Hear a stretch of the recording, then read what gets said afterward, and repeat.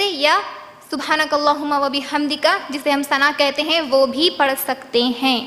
یہ پڑھنے کے بعد ہمیں اعوذ باللہ اور بسم اللہ پڑھنا ہے، ابو داؤد کی روایت، یا پھر اعوذ باللہ آپ نارمل، ابو داؤد کی روایت ہے آپ نارمل طریقے سے اعوذ باللہ من الشیطان الرجیم بسم اللہ الرحمن الرحیم پڑھ سکتے، یا اس طریقے سے بھی آپ پڑھ سکتے تعوذ اور تسمیہ جسے کہتے ہیں اعوذ باللہ السمیع العلیم من الشیطان الرجیم من حمزہ ونفخہ ونفثہ بسم اللہ الرحمن الرحیم۔ اس طریقے سے پڑھ کر ہمیں اس کے بعد جو عمل کرنا ہے وہ سورہ فاتحہ پڑھنا ہے۔ مسلم کی روایت ہے، ابو ہریرہ رضی اللہ عنہ فرماتے ہیں رسول صلی اللہ علیہ وسلم نے فرمایا جس نے نماز میں سورہ فاتحہ نہ پڑھی اس کی نماز ناقص ہے، اور آپ صلی اللہ علیہ وسلم نے یہ بات 3 مرتبہ دہرائی، یعنی کہ اس کی نماز ناقص ہے، اس کی نماز ناقص ہے، اس کی نماز ناقص ہے، یعنی نامکمل ہے۔ سورہ فاتحہ ہمیں پڑھنا ہی پڑھنا ہے۔ ایک اور روایت بخاری اور مسلم کی روایت ہے، رسول صلی اللہ علیہ وسلم نے فرمایا لا صلاۃ لمن لم یقرأ بفاتح الکتاب، یعنی جس شخص نے نماز میں سورہ فاتحہ نہیں پڑھی اس کی نماز نامکمل ہے، اس کی نماز نہیں ہے، یعنی سورہ فاتحہ کی بغیر ہم ہماری نماز کو مکمل نہیں کر سکتے، ہماری نماز نہیں ہوگی۔ تو ہمیں سورہ فاتحہ پڑھنا ہے، سب سے پہلے دعا پڑھنا ہے، اس کے بعد اعوذ باللہ اور بسم اللہ پڑھنا ہے، اس کے بعد سورہ فاتحہ پڑھنا ہے، اس کے بعد والا جو عمل ہے کوئی دوسری سورت پڑھنا ہے، یعنی سورہ فاتحہ کے بعد کوئی بھی دوسری سورت ہمیں ملا کر پڑھنا ہے۔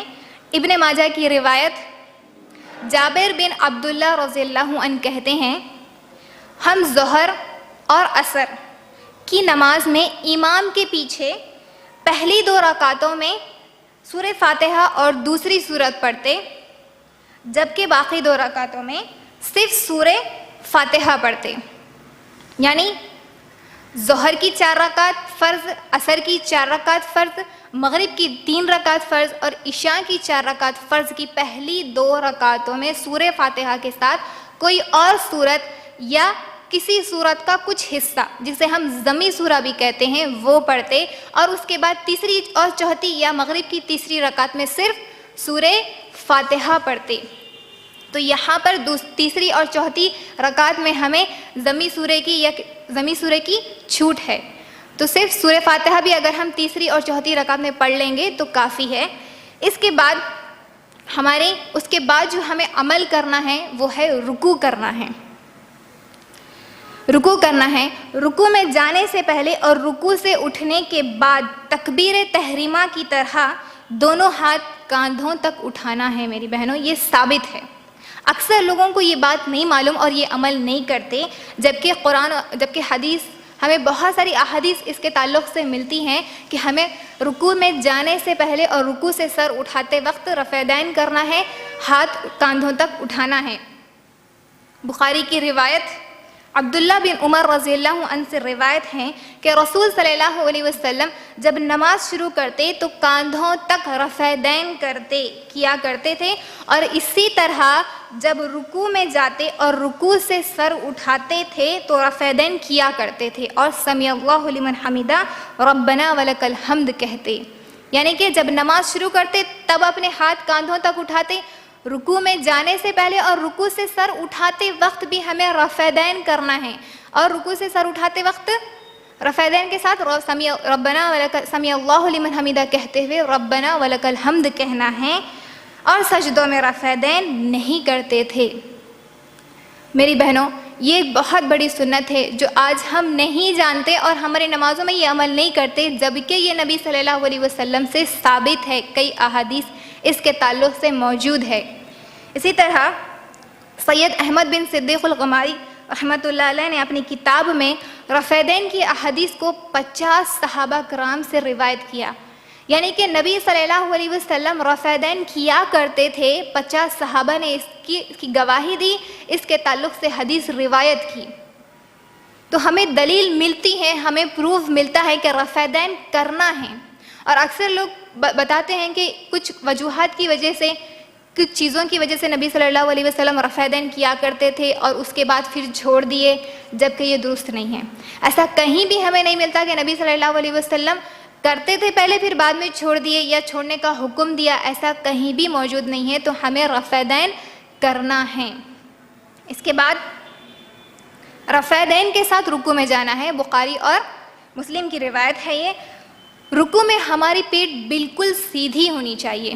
اکثر لوگ کیا کرتے ہیں، ہلکا سا صرف جھکتے ہیں، ہلکا سا بینڈ ہوتے ہیں، رکوع کرتے اور اٹھ جاتے ہیں، نہیں، رکوع میں ہماری پیٹھ مکمل طور پر سیدھی ہونی چاہیے اور سر کو پیٹھ کے برابر رکھنا ہے۔ سر کو کیسا رکھنا ہے ہمارے، فار ایگزامپل یہ ہماری پیٹھ ہے تو ہمارے سر کو نہ نیچے جھکانا ہے نہ اوپر اٹھانا ہے، بلکہ اسٹریٹ پیٹھ کے برابر اسے رکھنا ہے، اور اپنے دونوں ہاتھوں کی ہتھیلیوں کو دونوں گھٹنوں پر رکھنا ہے۔ اکثر لوگ اپنے رانوں پر رکھتے، تھائس پر رکھتے، ہلکا سا اس طرح رکھ کر جھک کے رکوع کرتے اور اٹھ جاتے، جبکہ یہ درست عمل نہیں ہے میری بہنوں۔ تو ہمیں کس طرح رکوع کرنا ہے، مکمل طور پہ اچھے سے جھکنا ہے، جس میں ہماری پیٹھ مکمل طور پہ سیدھی ہونی چاہیے، اور ہمارا سر نہ تو اونچا ہونا ہے نہ نیچا ہونا ہے، اور ہماری ہتھیلیوں سے ہمیں ہمارے گھٹنوں کو پکڑنا ہے۔ ہمارے ہتھیلیاں، ہمارے ہاتھ کہاں ہونے چاہیے، گھٹنوں پر ہونے چاہیے۔ اکثر لوگ نہیں رکھتے، جس کی وجہ سے وہ رکوع درست نہیں ہے۔ اسی کے ساتھ ایک اور روایت ترمذی کی روایت ہے، رکوع کی حالت میں نبی صلی اللہ علیہ وسلم کی ہتھیلیاں آپ کے گھٹنوں پر یوں رکھی ہوتی جیسا کہ آپ نے گھٹنوں کو پکڑا ہوا ہو، گھٹنوں کو پکڑا ہوا ہو، اس طریقے سے ہمیں رکوع کرنا ہے۔ کس طریقے سے کرنا ہے، ہمارے ہاتھ گھٹنوں پر ہونے چاہیے، مضبوطی سے ہمیں اسے پکڑ کر رکوع کرنا ہے، اور ہماری پیٹھ مکمل طور پر سیدھی ہونی چاہیے، اور سر بھی اس کے لیول ہونا، نہ اونچا ہونا نہ نیچے ہونا۔ یہ رکوع کرنے کا صحیح طریقہ ہے۔ اس کے بعد رکوع میں ہمیں دعا کرنا ہے، دعا پڑھنا ہے، تسبیح پڑھنا ہے، جو کہ ابو داؤد اور ابن ماجہ کی روایت ہے۔ رسول صلی اللہ علیہ وسلم نے فرمایا، جس نے رکوع میں سبحان ربی العظیم کہا، اس کا رکوع پورا ہو گیا۔ کتنے مرتبہ کرنا ہے ہمیں، یہ 3 مرتبہ۔ جس نے 3 مرتبہ سبحان ربی العظیم کہا رکوع میں، اس کا رکوع پورا ہو گیا، مگر یہ کم از کم درجے کا ہے، یعنی کہ کم سے کم ہے، منیمم ہم 3 مرتبہ کر سکتے ہیں، یہ کم ادنا درجے والا رکوع ہے۔ تو ہمیں کتنے مرتبہ پڑھنا ہے، 3 مرتبہ یا پھر 5 مرتبہ یا پھر 7 مرتبہ، ہمیں آڈ نمبرز میں پڑھنا ہے۔ 3 مرتبہ پڑھ لیے بھی تو رکوع پورا ہو جاتا ہے، لیکن سب سے منیمم، سب سے لوئسٹ والا ہوتا ہے۔ تو 3، 5، 7 مرتبہ ہم سبحان ربی العظیم پڑھ سکتے ہیں۔ اس کے بعد رکوع سے سر اٹھاتے وقت رفع دین کے ساتھ سمیع اللہ لمن حمیدہ کہنا ہے۔ یہاں پر جیسے ہی ہم رکوع سے اٹھ رہے تو ہمیں اللہ اکبر نہیں کہنا ہے، بلکہ سمیع اللہ لمن حمیدہ کہنا ہے، اور کہہ کر سیدھے کھڑے ہو جانا ہے۔ یہ روایت بخاری اور مسلم کی ہے۔ رکوع سے سر اٹھاتے وقت سمیع اللہ لمن حمیدہ کہہ کر اسٹریٹ ہمیں ٹھہر جانا ہے۔ اس کے بعد بخاری کی روایت، اس کے بعد جو عمل کرنا ہے وہاں پر بھی رکوع سے کھڑے ہو کر ہمیں بھی ایک اور دعا پڑھنا ہے۔